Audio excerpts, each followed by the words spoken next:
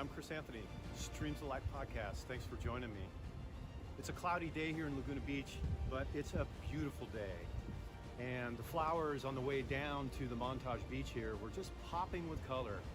And the beautiful green seagrass seems so much brighter on a day like today when it's gloomy. And that brings up the subject of radiance. I'm so excited to share with you, we have Scott Ware. He's the founder of Radiance Magazine. And I think we all want a little bit of spiritual radiance in our life, don't we? I know I do. I'm always digging for gold. And I'm hoping that with Scott and him sharing his vision for the Radiance Magazine as well as his life story, that we can uncover some hidden gems about all things spiritual. So let's get conscious, let's get real. Streams of Light podcast starts right now.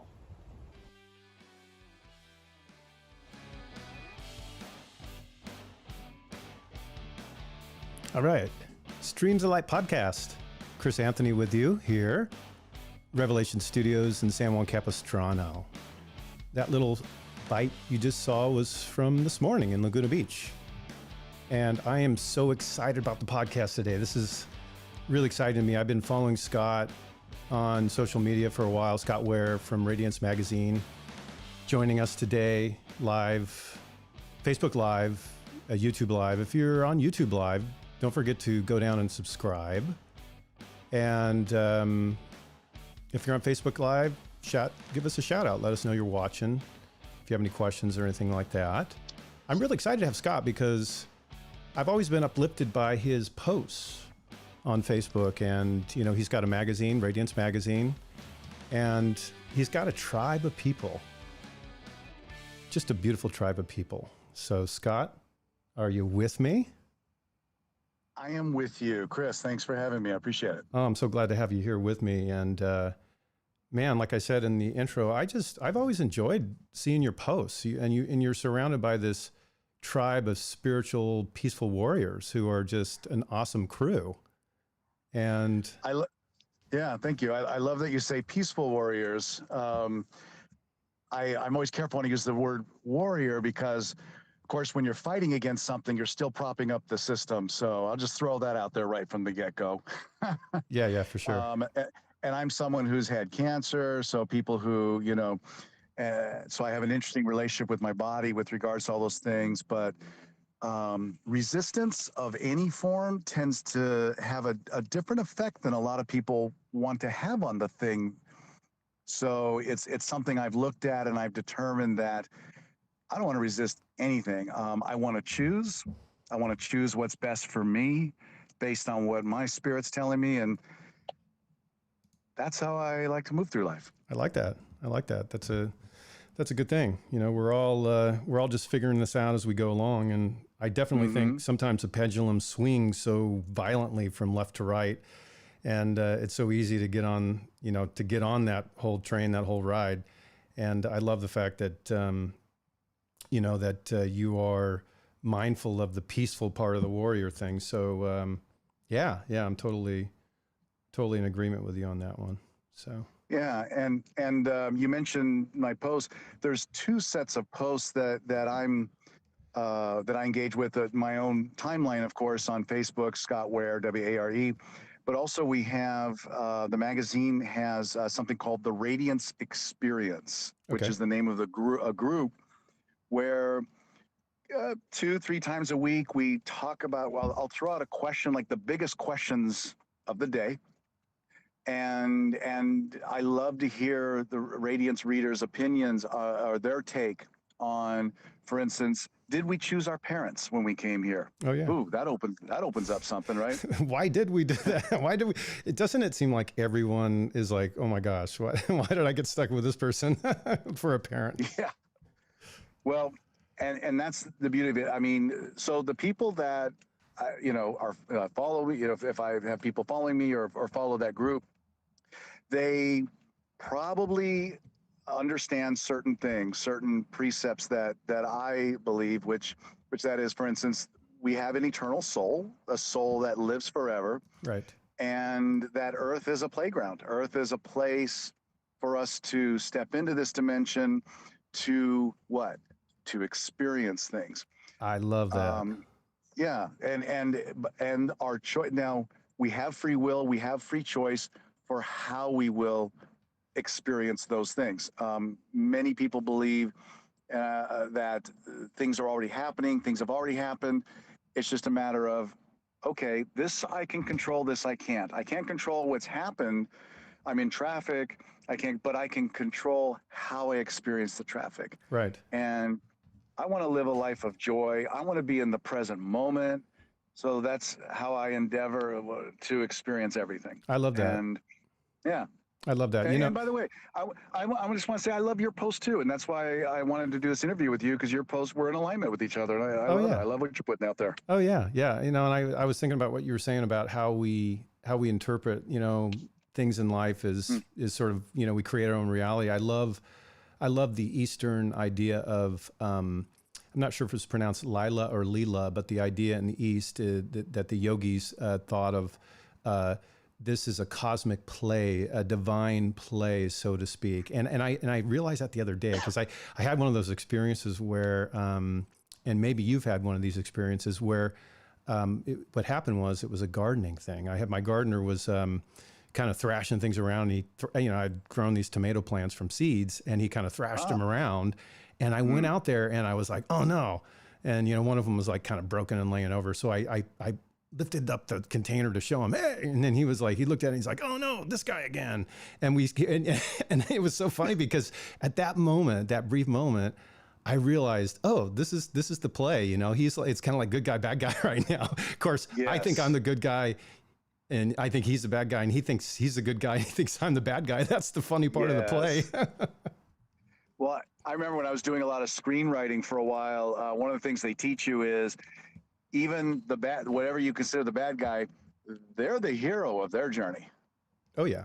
And that's one way to look at that. Another way to look at that is also, actually, thank goodness we have those people here, because otherwise we would just be sitting around doing nothing. We actually need those people to come into our lives. And whether it's, check my language here, however they are going to move us, or however we choose to react, shows us where we are.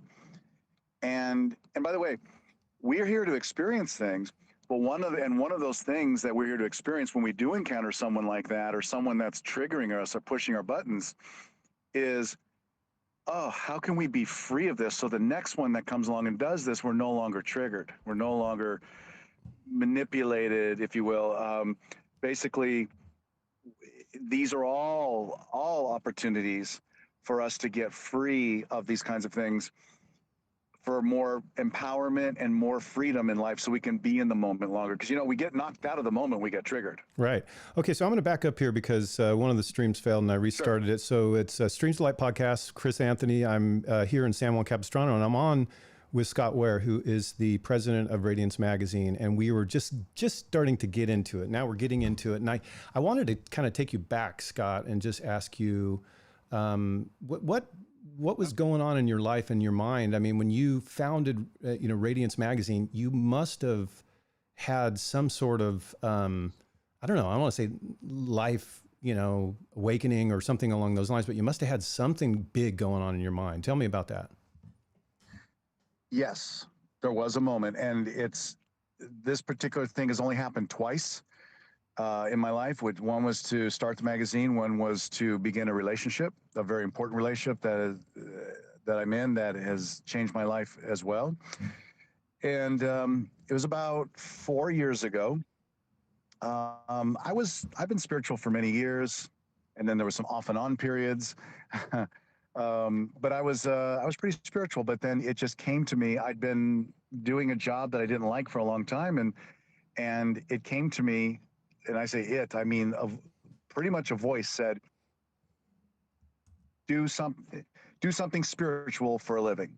Get a job that is spiritual, do that for a living. And I thought, okay. And then I thought, well, what could that be? And I said, well, I've been a writer for years. I've had plays produced in Santa Monica in the Valley, and I've done a lot of writing, so I could start a magazine. And I said, yes, that's it. I'm going to start a spiritual magazine. So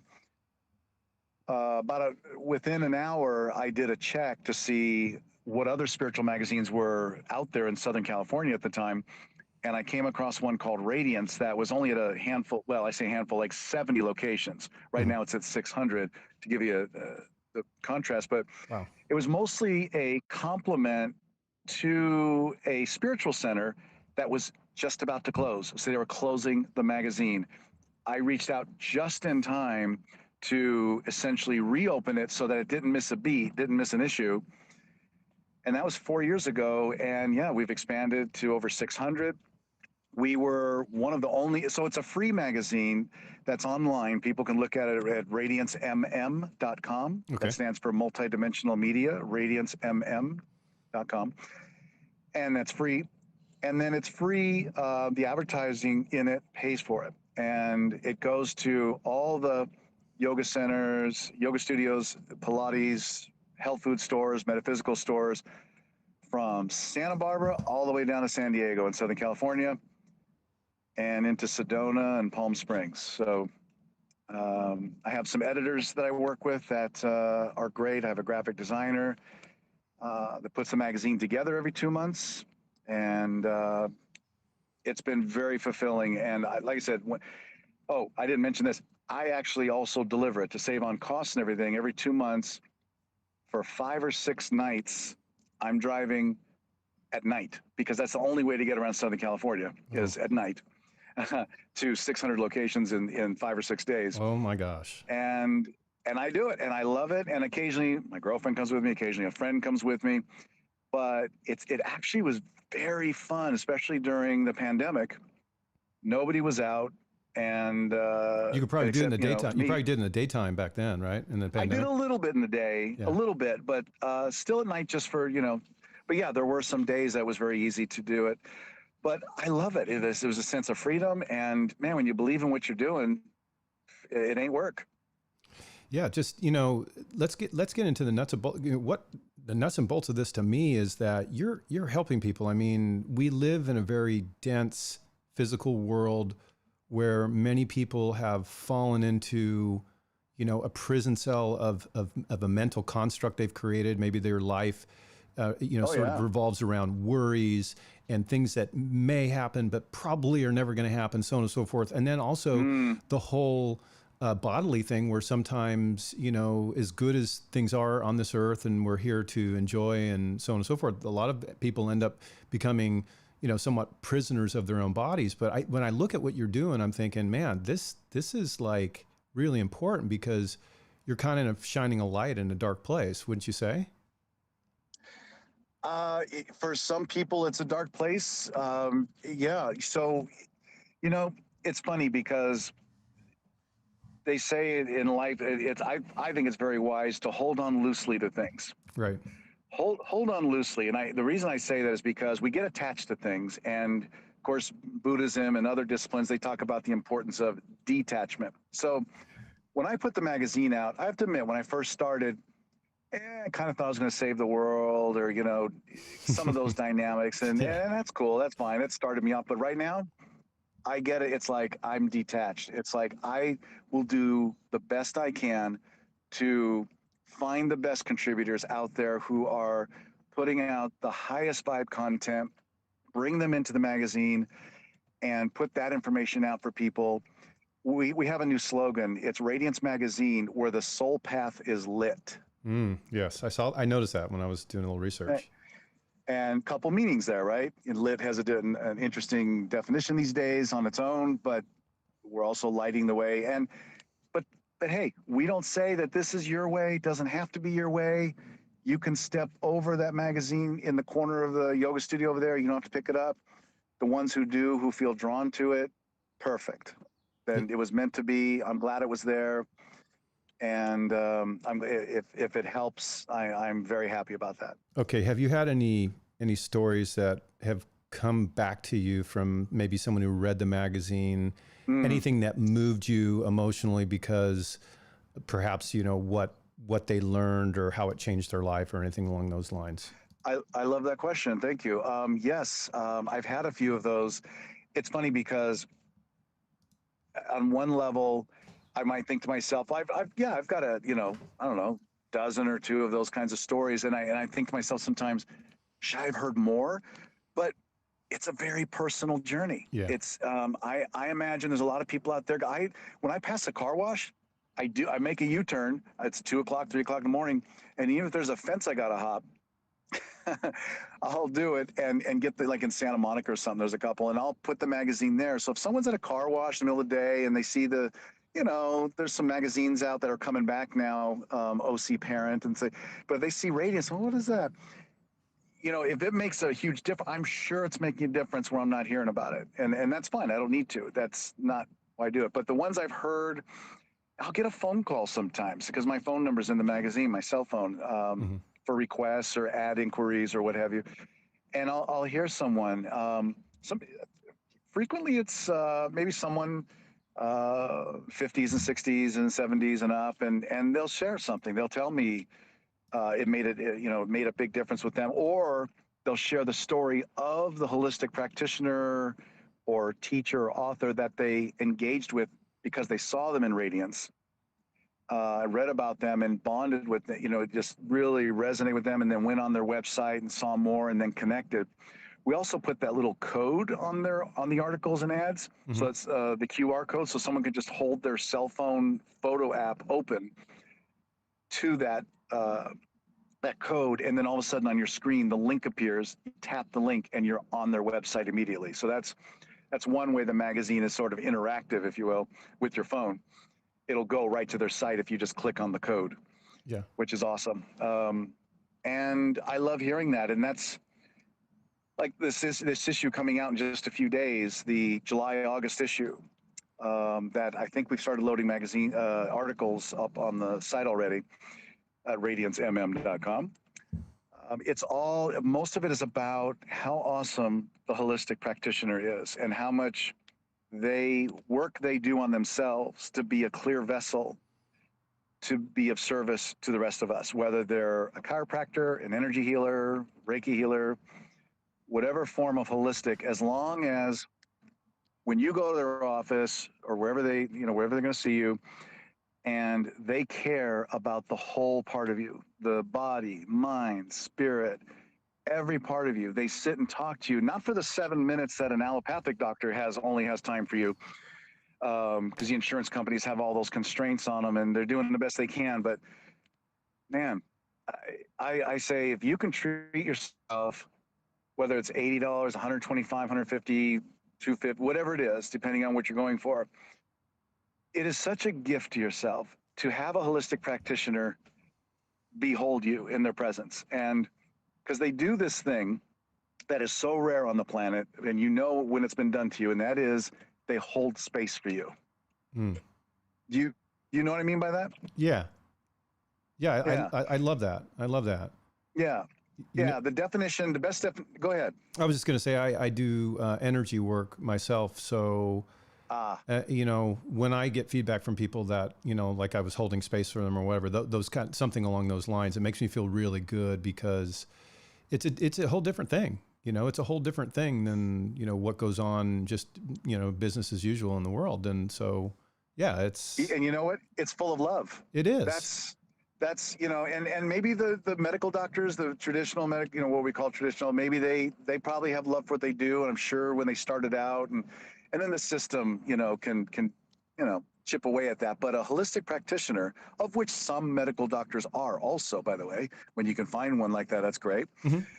They just when they hold space for you, it's like, okay, so when you are doing that and when you're in the role of an energy healer for somebody, the identity of Chris goes away, right? Right. And you become bigger than Chris. Yeah. Something needs to happen, and it's usually beyond my own small mind understanding in that moment at least. But things can flow in, and you can get information. But there needs to be something greater than Chris at that moment, and that's the goal. Exactly. Yes, that's the goal. And by the way, and you're not special in the way that, other people can learn that also, but you've decided, you've chosen this course and you've expanded that ability in you. So when people go to you, it's a great gift because you are, like you said, your small mind isn't going to get, exactly. Our minds are small, if you will, in that regard. there's a bigger intelligence to tap into that is not linear, it's not cerebral, it's not mental, Right. and that's where some people are challenged by that for Right. themselves. Especially in the West. And Especially in the West. Yeah. yeah, because we've perfected things in the West of a cerebral, mental Oh, nature. totally. We've got science down more than say other countries, maybe in some respects, and what have you. But it's like, whoa, what about the rest? And thank goodness, we all know. I mean, I remember when people were just talking about it anecdotally. I remember when the internet was young and certain things were shooting around the internet, and some of it felt truthful to me, some of it felt conspiracy, not true, whatever. We all have we all have to discern for ourselves what's true and not. But now I don't even think you can call the mainstream anymore, because we know when we're looking at pharmaceutical commercials with all those side effects, we know there's more. We know there's other things available. We know there's more natural things. So I think everyone's aware, and I also believe someone said, and this resonated with me, that more people have awakened in the last year than have the last 10 years combined.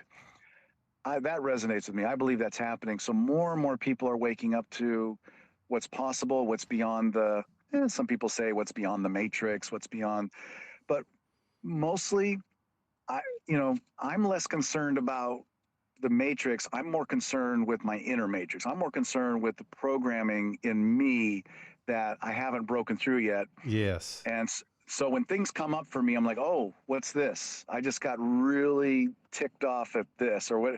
I don't. I don't like to get ticked off. Let me follow this and see where it was. Yeah. Does it go to my childhood? Does it? So I'm Do, more concerned with the inner part than the outer part. yeah. I mean, I think this just testifies to the fact that we're all going through the same thing to some degree or another. And, you know, when you said, when something happens and you get angry, you kind of trace it back, and that's why I think that the contemplative practices like meditation and so on and so forth really help you raise your consciousness to the degree. And I was just talking to a friend the other day on the phone about this. I said, if you can take a step back and go, why am I feeling the way I am right now? Because something happened. Okay. And then if you can actually trace that back, oh, that's a sense of insecurity I've had ever since this happened when I was a kid or whatever. Yep. And then maybe, just maybe, if you can actually have that kind of consciousness at that level, then perhaps you won't just run back to whatever it is that you've, used to medicate or try to ease that pain. Okay. I want to read this. I want to read something to you here. The other day I was flipping through Instagram and I read this quote. It said, there's no law of God preventing you from being what you want to be and accomplishing what you want to accomplish. Nothing detrimental that happens can affect you unless you sanction it. Now that reminds me of what you said, like how you deal with it. So I was thinking about that statement that, here we are and we're in this place. And then this is what came to me. I wrote this little paragraph, and I want you to just think about it. Maybe we can talk about it. And here's how it goes. Think about it. It is something very powerful within your grasp. Does it have to do with self-mastery? Do you know that the keys to escape are within your own reach? The mind can be a dark place. You cannot trust it to make this plain. The only way to access this information is through your heart. Think about it for a moment. Feel into it. Are you getting it? For it has always been within reach. Don't lose this thought. Act on it. Walk in the light while you have the light. And if you don't, then perhaps the darkness will overtake you. And so I sat down and I wrote that. And I was just thinking, what is within our reach? Sometimes things that are so big are right within our own grasp. And what, the question is what are we gonna, how are we gonna approach that mystery, whatever is around the corner? There's so many possibilities. You started a magazine, or you bought the magazine, and you've increased, all these things. Now you have all these people writing articles and more readership. But it's like there's people listening right now, and they have great possibilities right around the corner, and they may not even know what they are, but it's right there. Right. Well, okay. So to comment on what you were saying, I wouldn't. So for me, and I'm just, if this were a regular conversation between two people, you know, in polite company and all that, I wouldn't pick anything apart of what you were saying necessarily. Um, you know, you that's your truth, but we're having a discussion here about picking these things apart, so I know we can do that, Of right? course, yeah, of course. Let's do it. Yeah. So you ended kind of quickly with the mind as a dark place or darkness or something, and you kind of the mind as a tool. And I wouldn't call it dark or darkness. I would look at why I was calling it that. Yeah. For one. Yeah. Yeah. Well, Okay. yeah. I could Yeah, I could clarify that for you, but yeah, go ahead. Okay. I might say it can, you know, there can be some dark corners or something like that. But the main thing though, I would say is you're talking about being at the edge of grasping something. You want to be specific about what that, it sounds like there's something specific. I think that truth is, you know, it could be different for every person out there, but for me, that at that moment when I wrote that, what had come to mind is, you know, I had a big change in, you know, what I was feeding my body, and I made a lot of changes that really affected me good. But then the one last change I haven't really made has to do with, you know, actually eating the right amount. And so for me, Sure. what was within grasp was, you know, more energy, more clarity. You know, I found that when I do this, that I can wake up much earlier, and I feel better a lot of times. You know, when I get up a little bit earlier, not just because it's not so much a, you know, lack of guilt or anything. I just, you know, my body seems to be humming on all cylinders. So for me, it was kind of like a food thing. But when I said act on it, walk in the light while you have the light. Actually, what I was doing was a loose quote of the Jewish scriptures. You know, it was a Jesus quote really. But why I said that was because in my own experience, I've discovered this thing that I like to call spiritual forgetfulness. And from time to time, I'll have these revelations where, oh, you know, if I do this, this will help me greatly. And I know it just resonates. Like, this is truth for my being, for where I'm at right now. And what I've found is sometimes if I don't act on it at the time, it's not a thing of self-judgment or condemnation, but what it is that whatever that light was that was illuminating this bright path is sort of sometimes fades, and then it's like spiritual forgetfulness. I tend to forget that, oh yeah, that's right. And then a lot of times I come back to it and I'll realize, oh yeah, that's right. This is an amazing thing that I can do. And so sometimes I find it again. But I think the idea on that is moving whenever you receive something that seems to be illuminating, radiant, for lack of a better term, then you walk into it. You walk and you go with it because you kind of get this momentum. So. Well, I appreciate your candidness with the food. And it's funny because in the conversation, it's easier to track what you were saying when you were talking about something specific. So when we were talking about the food, what you just said for the last, you know, the last part was a little harder to track because I know you know what you're talking about, but from the inside, from the outside, it's, you know, and that's, I love specific examples, and I could talk to you about food for sure. Oh yeah, I've certainly overindulged in times, and in a sense of where I wasn't present. And then later I went, oh, you know what? If I was present, I would have had just one baklava instead of two for dessert. You know, and because actually, when I really taste the food and I stop everything I'm doing, I turn off the TV, and I taste the food, I find I eat less. But what I was doing for a while was distracting myself from the meal with even thoughts running through my head instead of being present to what I eat. Do you know they say that people only taste their food in the first bite, that they don't actually taste it after that? Have you heard that? Dude, I've done a lot of unconscious eating, and I've cracked a lot of teeth because I was watching TV, just like watching an intense, you know, action film and chewing on popcorn and kernels or something like that. There you go. So yeah, yeah, I know what you're talking about. You're preaching to the choir on that. Yeah. They say you only take, because then after we take that first bite, we're like, oh, that's good. Then we sort of just understand we're eating shawarma or whatever. I know you can tell what I just had for lunch, by the way. And then after that, it's unconscious, and I realized, whoa, let me keep tasting this food. This garlic dip is amazing. This hummus, you know. and that made it such a much more enjoyable meal. Yeah, that was a good thing to hear, that we only taste the first bite unless we get present.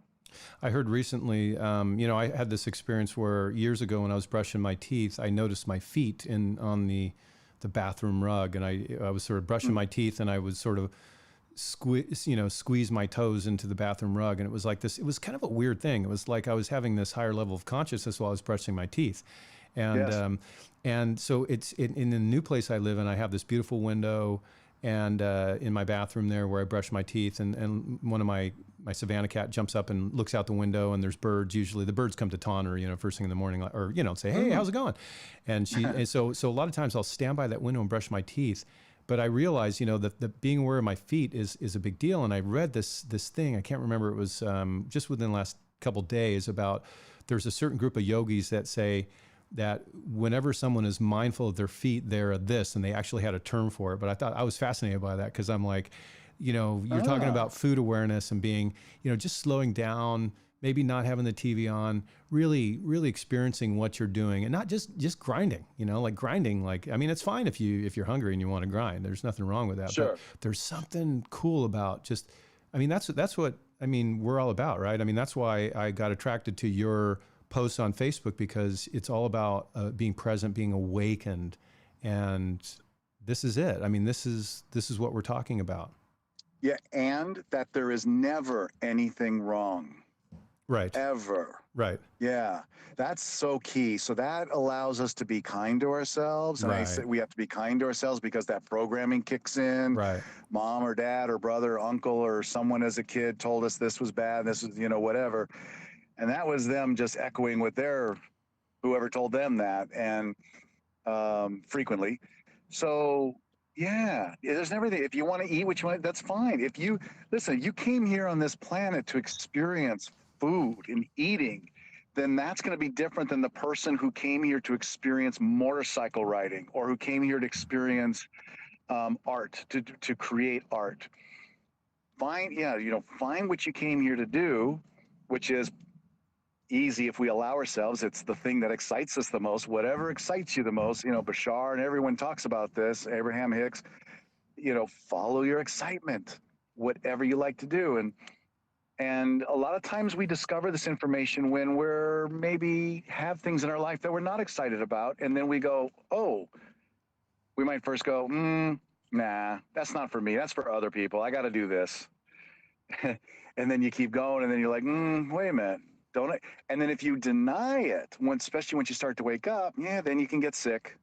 Then you can get some problems. You can get some, because the authentic part of you wants to be free and be that thing that you came here to do. And the conditioned part of you is like, no, you're not supposed to do that. Oh, people think you're weird if you make that switch in your life. Oh, what's your family going to say? Right. What about the shame, the guilt? Whew, there's nothing wrong. You're okay. You don't have to please anybody. And that's what you see in the magazine. I'm not telling you what to do. These writers aren't telling people what to do. We encourage people to write about the magazine, and the kind of practitioners that advertise in there are the ones who don't tell you what to do. They're not gurus. They don't want a following. They want you to awaken your inner guru. Right. Your inner wisdom is the best thing for you. Right. What I do, how you and I eat, is not how everyone else should eat. Of course not. They need to find out and go deep and listen. It just takes 5 minutes, even 5 seconds sometimes. Check in. Checking in is great. Oh, what is this? Is this what I want to do right now? Because a lot of times we're just going on old programming. I know. So it's kind of like the Four Agreements. They talk about that being domesticated, and it happens usually at a really young age. I mean, I think a lot of the fear issues I've dealt with were just things I learned when I was a kid. And I realized even as a parent, I kind of passed some of that stuff on myself. So, it's like, we do. Yeah. It's crazy. It's kind of like sleepwalking, sometimes we don't even know what we're doing. We're just, we're sleeping. And it could feel righteous, man. It could feel right. Like, this feels right to like, somebody did this, and I'm going to pass this drama on to I'm going to come home and tell this story about how I was wrong today. And I'm going to bring this energy into my house, because it feels like I was really wronged, right? This person shouldn't have done this to me. And you can get a lot of agreement, and that actually distracts us from the real stuff about, wait a minute, why did I call this into my existence? wait, you called this in? You didn't call that person that hit your car, or that person that yelled at you in the office, or the person that you called. Well, yeah. So when we're talking not just spirituality 101, but 201 or 4.0, we understand, and you don't have to believe this. My understanding is that I called everything that happens to me is of my creation, and I created it. Yes, I did choose my parents. Yes, I did decide to incarnate on this planet and inhabit this body and have the circumstances I have so that I could have the experiences I wanted to have. So did all y'all, but that's up to you to decide. I believe that. That's my truth. Right. It doesn't have to be yours. That's cool. Yeah. I think about things that happen in life that people look at as tragic. And I was thinking about that old movie, the Horse Whisperer movie. And in that movie, I don't know if it was Robert Redford, but it was. Yeah, but I don't know if he said this, but someone said, I once saw the greatest beauty emerge through a terrible tragedy. And I love that because, even though we might define something as tragedy, a lot of times what I look at is what grows out of I mean, if you look at just the organic world, you see a pile of manure, and then, look how good, flowers grow out of like manure. I mean, it's kind of a crazy concept, but, sometimes really good things come out of what we perceive as bad. Well, I call that a delicate truth, because some people are not prepared to hear that, don't want to hear it. And and I know, but I wouldn't tell someone that who, for instance, is in the middle of experiencing a trauma and whatnot. Yeah. So that's a discussion to be had in good healthy times. context. Yeah, of course. Mm-hmm. But I think that, that's something that stands out to me is, there's always, when I look for it, there's always something good, that's happening. But, a lot of times it's my mental state of mind that doesn't really see it. And sometimes you awaken to that moment. And I'm sure you've had these, I mean, you're out, in nature a lot and camping and doing all that kind of stuff, right? And do you ever get the feeling like the wind blowing through the trees and like creation is almost like it's like dancing, like this beautiful dance just for you. It's just like this beautiful, lovely dance, Absolutely. And when you're in that flow, that's a beautiful place to be. You're in bliss. You're in the flow of the universe. And that's a beautiful place to be, to get to as much as you can. And I like to take the shortcut to that and get barefoot in nature. And that does it for me just about every time. Yeah, I agree. Well, that's cool. Yeah. I just wanted to add one more thing. When you can get to a place where you trust the universe, and when I say universe, that's synonymous with God, Spirit, Source, Holy Spirit, whatever you want to call it. But when you can get to that place, it's when you trust with a capital T, even if something happens to you, even if you hurt yourself, if something happens, even if you don't know why it's happening, but it's for you, you trust, then you're okay with it. You're like, okay, this is going to pay off. I don't know how, but I'm going to be rewarded, and not rewarded in a 3D sense. I'd say a 5D sense, in an overall universal sense. There's something here for me. I don't know what it is yet. And then sure enough, things start to show themselves. We start to look backwards and go, oh, I can see why that happened or this happened. And that's a beautiful thing when you can get to trust with a capital T. Yes. Because if I chose my parents, if I chose the existence I'm having with which I incarnated, well, and when I say I'm going to say my higher self did that. My higher self is still present in me, and I can access that when I want to, when I get real meditative and go there, and then I'm in that flow.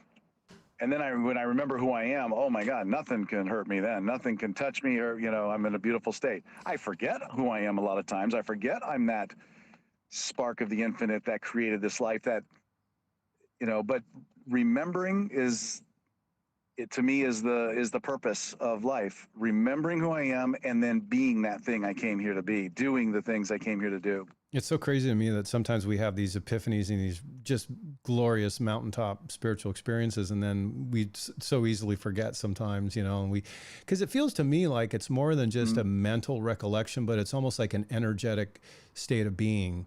And so that brings me to the next question, because you did mention, sometimes I'll meditate or whatever. And I realize, again, that not your way is not necessarily, everyone's way, but it sounds like, some of your practices include meditation. Anything else that you want to share that is part of your personal practice? Because people are always interested in, hey, what kind of practices are out there that I could look at? Whatever works for you is the number one answer for me. And number two, you're never doing it wrong. Never doing it wrong. What works for you? Number three, yeah, nature, like I said, is one of the best shortcuts. I was walking through a park yesterday, and I was so happy afterwards. And I realized, that's right, I walked barefoot and acknowledged the beautiful trees and grass and everything. It was just wonderful. And I was so uplifted. And so to me, nature meditates you. Yes. And the other ones, yeah, I love guided meditations on YouTube. I love, they're free. You just type in guided meditation and then put a subject after that: chakras, grounding, enchanted forest, other planets, dolphins, swim with the whales.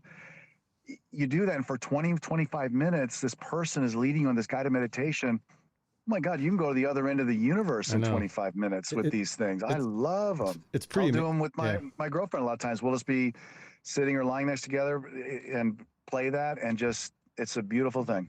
It's pretty amazing now, because it seems like, when you talked about those guided meditations on YouTube, I mean, some of them have like, singing bowls that are tuned to different chakras and stuff. And it's just really, you think about what's happened just in the last like 5 years even. It's really amazing to me, like how really blessed we are, with everything that's out there, and just the ability, like you said, I'm kind of like you. I get the feeling like you're kind of a traveler, and that you like, a little bit of a mystical experience.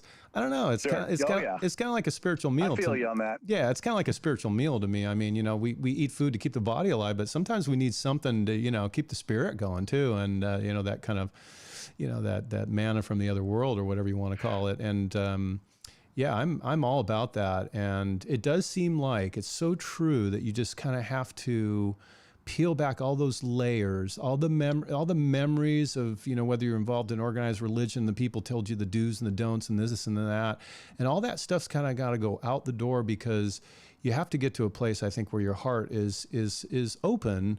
And you don't have all these preconceived ideas of this is how it works. I think the best experience, the best experiences I've had kind of came upon me by surprise, and I didn't even know they were coming, and it's so cool. And then you of course, what do we want to do? We want to reproduce that stuff, but that's not necessarily going to work either, Yeah, well, it's funny you talk about your heart being open. I mean, that is a subject. That's something. My heart opens automatically in nature, with my girlfriend, but I learned to do it better with myself. And that's a tricky thing, because we're not taught to do that as kids. Yeah. In fact, and men in particular with emotions, that relationship is interesting, because we're not men, we're not encouraged to honor our emotions, and the emotions are the thing. Emotions will lead us to where we want to go, or where we want to release that no longer serves us. Right. When we decided to come to Earth, this was a ride we wanted, and that included emotions, but we also knew, so everything's perfect. Everything's just as it should be. And we said, we want to, I want to do that. I want to go there. Okay. I'm going to be a man on Earth in the 21st century, and where emotions they're not really, I'll leave the key. They're not really encouraged to honor them. But I want to get past that. I want to get in touch with the sacred feminine in me as a man there on that planet. That's one of the journeys I want to take. I also want to take the journey of fill in the blank. Whatever your life is, if you can say to yourself, I chose it, I choose this, then even if you don't believe it at first, that puts you in power. That empowers you. It's one of the most empowering things you can do, to go, I'm accountable for my life, everything in it. I mean, there's all that famous thing to say life is 90% what happened. No, 10% what happens, 90% what you do with it. Right. And that is so true. So when you can get to that place and whatever happens, you can just shrug it off and not make it a big deal and not get hung up, not have things that you get hung up, grudges and things like that, no matter how righteous it makes you feel. Oh, you're free. You're free. But when you have those things, unfortunately, that feels like life. A lot of times it feels like it's real. Oh, I need to do this. This is what adults do. And no, you're not free if you are. You can if you want to, but when you're ready to release and let it go, by all means. One of the things I loved that you said was you talked about how even if I don't believe it, and that was kind of a that kind of triggered a little bit of memory that I had in my past, where when I was starting to get into energy work, I wasn't even, this might sound funny, but when I first started doing it, I was like, I don't even know if these chakras really exist like they say, but I had these experiences, and the deeper I got into it, I mean, now it's like, oh yeah, I mean, I know now, but I wouldn't have gotten to where I'm at today had I not just, that discursive part of the mind that can be really negative or critical, or is always there to, it's part of the survival thing too. It looks, it scans around from left to right, are there any predators, whatever. And that part of us, sometimes we just need to be able to go, silence it or just ignore it, because I feel like most of the growth that's happened in my own personal journey has happened because I took that attitude of like, well, I'm not really sure how this works, but I'm not going to scorn it, and I'm not going to not walk down these paths just because I don't know it yet in my own experience. I mean, that I think is huge. That is super important. Interesting. So are you talking about a leap of faith? You could call it that. That, again, that might trigger some people into, previous ideas of what they've learned about the word faith. But I mean, I know, yeah. Let's go back to the chakras. So, I wasn't quite sure when I got into energy work and I started training on it, are they really here, or, do they exist, or where are they located? But as time went on, and I really got into it, I just ignored that part of my mind at that time. And I thought, I'm just going to learn what they have to teach me, and I'm just going to take from there. And so as time went on, I started getting more experience in working with energy. And I used a pendulum to kind of like, scan up and down the body. And it's so obvious to me now where they're at and that they exist, because when you go over it with a pendulum, it's like something pushes it. I mean, there's an energy vortex right there, and and you can hold that pendulum above it, and you can just hold your hand still, and it'll begin to rotate. And so you get to use, this is one of your tools when you do energy. Well, not for everyone, but I use it and other people use it. And so you begin to determine where is the energy, where is the vortex located, where is that chakra at, and how active is it? I mean, sometimes you can just put your hand over and go, wow, I can feel a lot of heat coming out of there, a lot of heat coming out of the heart. And you just know, wow, this person's really going through something tough right now or whatever. So you just, again, it's interesting to me that you said that, because for me, that has become kind of I don't want to say a mantra, but it's become a principle that I've had to continually apply over and over again. That is pushing off that discursive mind, saying, you know what, even though I don't understand this right now, I'm just going to keep moving forward, and it'll all make sense later. And I think that's invaluable. It's an invaluable principle to live by. It's fascinating when anyone says, okay, when they go from merely being a spiritual, or a person who's like, I think I'm spiritual, to actually saying, I think I want to look into energy healing, even if I'm just going to heal myself first, which is perfect. That's how it goes. And then when they make that leap, and then they decide to take the class, and then they experience what you experience, like an actual thing in the 3D, like, wait a minute, this pendulum, I can actually feel this person's chakra isn't spinning. There's a blockage here. That is a wonderful day for that person. It's confirmation of what you knew mentally or even energetically. And that really puts wind under your wings when you're pursuing this stuff, and gets people excited. And eventually they're talking another language that someone in 3D is just not going to understand at all. Or, it's fun though. And again, whatever is fun, follow that. Yeah, I love that. Yeah, it's definitely a journey. It's an awakening journey. And that's what I've loved about, all your posts on Facebook, and, the handful of articles I've read in the magazine. I really appreciate, you've got a cool tribe of people, man. And I don't know. They're like your peeps, you know. It's like, it's really cool that you guys, you know, it's kind of like a family, right? Yeah, I mean, when you understand that you're a spark of the universe, that you are, well, and some people say it like this, they say, I'm God. Well, I know that's another loaded one, like faith, right? The word, there's a lot of baggage with that. So a lot of people don't understand what that means. But if you believe in oneness, and that can be, kind of vague, but when you understand oneness, that means we're all one. That means we're all the same. We're all one. Right. So that's my understanding and belief that God and existence, the universe wanted to experience itself. How do you experience yourself? You need to go into a dimension where there's polarity. There's hot and cold, dark and light. We confuse that sometimes with dark being bad, but it's just simply dark until it's light or not, So anyway, that, we can get real esoteric on that, but